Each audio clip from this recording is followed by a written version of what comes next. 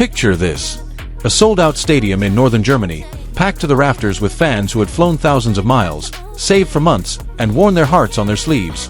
Quite literally, in the form of Philippine flags sewn into jerseys, painted across faces, and draped over every available railing in sight. The chants of Laban bounce off the old grass courts of the Kurpark. The energy is electric. You can feel it in the air like the moment before a thunderstorm hits. And in the center of all of it, a 21-year-old girl from Quezon City who had just made history in Berlin and arrived in Bad Homburg, riding the kind of momentum that makes even veteran tennis watchers stop and take notice. Her name is Alex Eala. And everything, the tickets, the marketing campaign, the financial projections, the entire week's worth of hope, was riding on her shoulders. Then, in 1 hour and 18 minutes, it was over. And what happened next revealed something uncomfortable, something that the WTA had been quietly avoiding for years, about how the sport values its players, who actually fills the seats, and what happens when a tournament bets everything on a phenomenon it doesn't fully understand. This is the story of the Bad Homburg Open, the Eala effect, and the empty stands that changed the conversation. To understand what happened in Bad Homburg, you have to go back a few years. Alex Eala didn't arrive on the WTA tour with the usual fanfare. There were no headlines proclaiming her the next great thing, no primetime television specials, no endorsement deals lined up before she'd won a single professional match. She came up the hard way, working through the junior ranks, grinding through challenger events, earning every point on every surface in every corner of the globe. And somewhere along the way, something happened that no ranking algorithm could have predicted. She became a symbol. For millions of Filipinos scattered across the world, in Germany, in the Middle East, in North America, in Southeast Asia, tennis had never really felt like their sport. It was a game played on manicured lawns by people from places that seemed very far from Manila. Then came Eala, and suddenly it was different. Suddenly there was someone who looked like them, who came from where they came from, who was competing not just at the fringes of the tour but right in the thick of it, beating players ranked in the top 10, making deep runs in prestigious tournaments, and doing it all with a quiet ferocity that made you lean forward in your seat every time she stepped onto the court. The fans didn't just show up. They mobilized. And that mobilization, that passionate, borderless, unstoppable wave of support, became what the tennis world started calling the Eala effect. The numbers, when you actually sit down and look at them, are staggering. In Dubai, her presence in the draw drove a 48% year-on-year jump in ticket sales. Not a small uptick. Not a modest increase. 48%. At the Australian Open, hundreds of Filipino fans were turned away from her first-round match because the court simply couldn't hold them.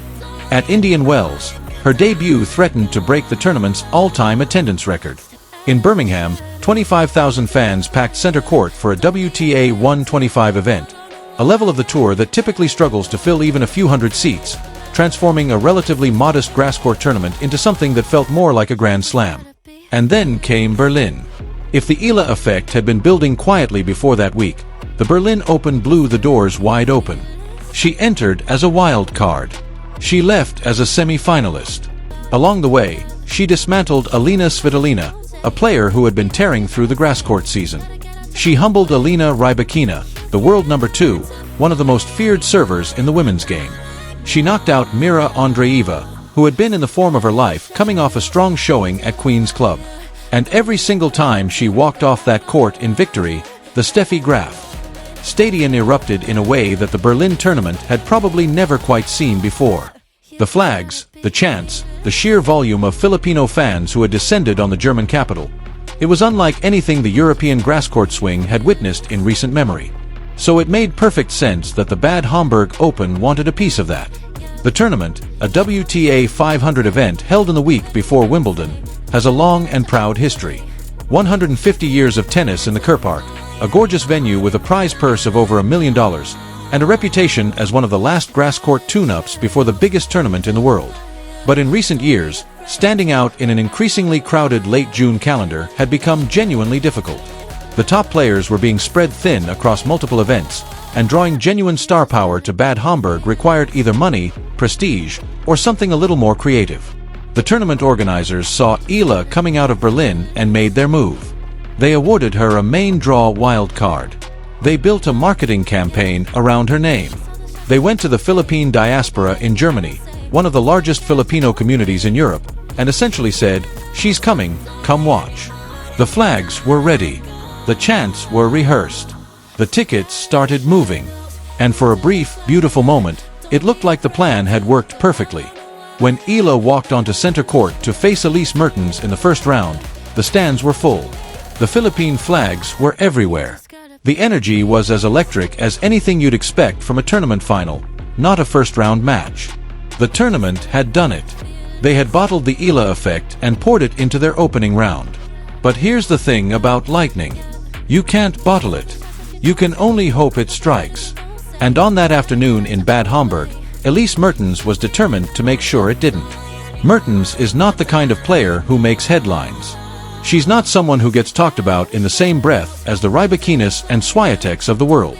But she is a player who, at her best, can be brutally, suffocatingly effective. She's a veteran. She's patient. She reads the game at a level that only comes from 15 years of competing at the highest level. And she knew exactly how to play Alex Eala. She had done it twice before. In Monaster. In Madrid, where she had beaten the Filipina 6-2, 6-1 in just 76 minutes, barely giving her time to find her rhythm before the match was already over. Mertens knew that Eala's game runs through her angles, her left-handed serve, her ability to stretch opponents wide and create space. She knew that if you take those angles away, if you keep the ball on her body, if you play with precision instead of power, you can neutralize the very things that make her dangerous. And that's exactly what she did in Bad Homburg. The first set was clinical. Eala's movement, which had been so fluid in Berlin, looked heavy. Her ground strokes, which had genuinely troubled Rybakina just days earlier, kept finding the net or sailing wide. Mertens moved her around the court methodically, like someone solving a puzzle she had already solved before. The first set went 6-3 in just 32 minutes. The second set started the same way. Mertens broke early, going up 3-1, and for a moment it looked like it might just be a procession. But Eala, to her enormous credit, didn't fold. She broke back. She leveled it at 3-3. The crowd came alive again. The flags started waving. The chants grew louder. There was a moment, a genuine moment, where it felt like the script might flip. Like Berlin Eala might show up and turn this match into something completely different. She saved break points. She fought through pressure. She refused to go quietly. But Mertens, in those decisive moments, was simply the better player on the day. She won the next 3 games. The final point was a backhand winner that kissed the sideline, and Eala was left sprawled on the grass, staring up at a gray German sky. 6-3, 6-3. 1 hour and 18 minutes. 3 losses in 3 attempts against the Belgian. And just like that, the Eala effect was gone. What happened next was the part that nobody in the tournament's front office had planned for. The fans who had crossed oceans and emptied savings accounts to be there had no reason to stay. They had come to watch one player. That player was out. The tickets for the next day, which had been selling steadily in the days leading up to the tournament, stopped moving. The stands that had been overflowing the previous afternoon sat largely empty the following morning. The energy, the noise, the color, the sense that something special was happening in this quiet corner of northern Germany, it all evaporated overnight. A tournament that had been buzzing 24 hours earlier now felt like a completely different event. The social media posts shifted. The conversations shifted. And the tournament, which had been riding high on the prospect of its biggest week in years, suddenly found itself scrambling to fill space that had felt so naturally full just the day before. Venus Williams was still in the draw. Other well-known names were competing. But the uncomfortable truth was that none of them generated anything close to the demand that Eala had created, and the tournament's financial planning had clearly not accounted for the possibility that she might be gone by the end of day 1. This is where the story gets really interesting, because what happened in Bad Homburg isn't really about one tournament making a bad bet. It's about a much bigger structural question that the WTA has been quietly wrestling with for a while now. For decades, the way women's tennis assigned value to players was fairly simple. Your ranking told people how good you were. Your Grand Slam titles told people how important you were. Your endorsement deals told people how marketable you were. The higher your ranking, the more you were worth to a tournament. The more titles you had, the more you could charge for your time. It was a clean, logical system, and for most of tennis history, it worked. But Alex Eala has broken that logic in a way that's genuinely uncomfortable for the governing body to sit with. She arrived in Bad Homburg ranked 30th in the world. She had no Grand Slam titles. She had never made the second week of a major. By every traditional metric, she was a respectable mid-tier player, someone worth including in a draw but not necessarily worth building an entire marketing campaign around. And yet she had generated more genuine ticket demand, more real fan energy, more actual economic activity than players who outranked her by 20 spots and had multiple Grand Slam titles to their names. The numbers coming out of the WTA's headquarters in St. Petersburg were telling a story that the old metrics simply couldn't explain. The connection between a player and her fan base, that intangible, deeply personal bond that turns casual spectators into people who book flights and take time off work and paint their faces, is worth something. It's worth a lot. It's worth ticket revenues and television ratings and social media impressions and merchandise sales and the kind of organic, word-of-mouth marketing that no press release can replicate. And that thing, that intangible human connection, doesn't show up in ranking points. It doesn't show up in prize money. It can't be measured by the number of Grand Slams you've won. Alex Eala had it in abundance, and the sport's existing systems had no real way to account for it. That's the conversation that Bad Homburg forced. That's the uncomfortable mirror the empty stands held up to the WTA and said, "Your metrics are incomplete." And for Eala herself, the situation is layered with a particular kind of irony. Because this wasn't the first time she had been underestimated, or excluded, or treated as though her value to the sport was less than what it obviously was. She had been told she wasn't ready. She had faced bureaucratic hurdles that players from more established tennis nations simply don't encounter. She had been fined and charged in ways that felt, to many of her supporters, like a governing body reflexively reaching for the rulebook rather than genuinely grappling with what she represented. And through all of it, she kept winning. She kept climbing. She kept filling the stadiums, generating the energy, creating the moments that people would talk about for years. And every time she walked off the court, whether in victory or, as in Bad Homburg, in defeat, the crowds walked with her. That's not nothing. That's actually everything. Because tennis, at its core, is a performance. It needs an audience. It needs people who care, people who invest emotionally, people who buy the tickets and watch the live streams and argue about the results in comment sections at midnight. Alex Eala had those people. She had them by the millions.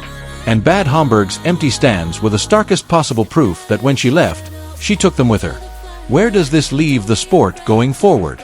Because the question that lingered over those empty seats in the Kerr Park wasn't just about what had already happened. It was about what comes next. Will tournament organizers learn to plan differently? Will they build contingency strategies for the possibility that their biggest draw might lose in the first round?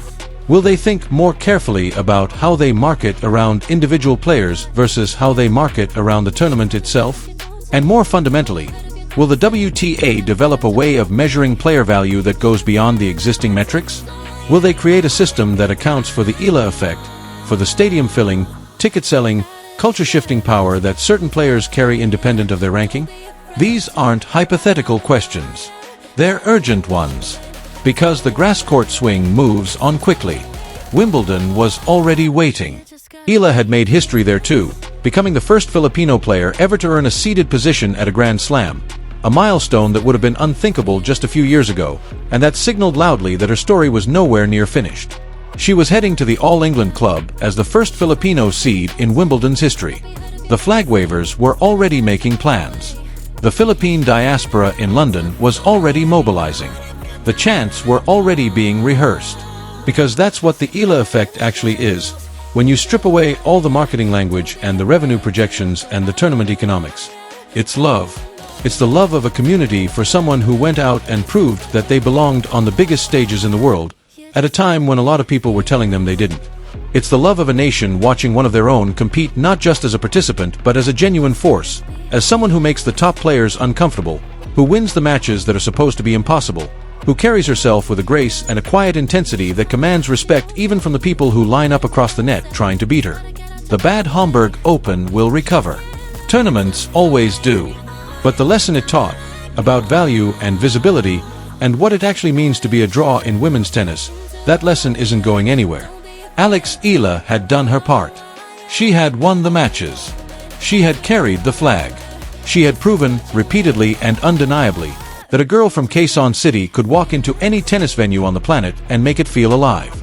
Now the sport had to decide what it was going to do with that proof.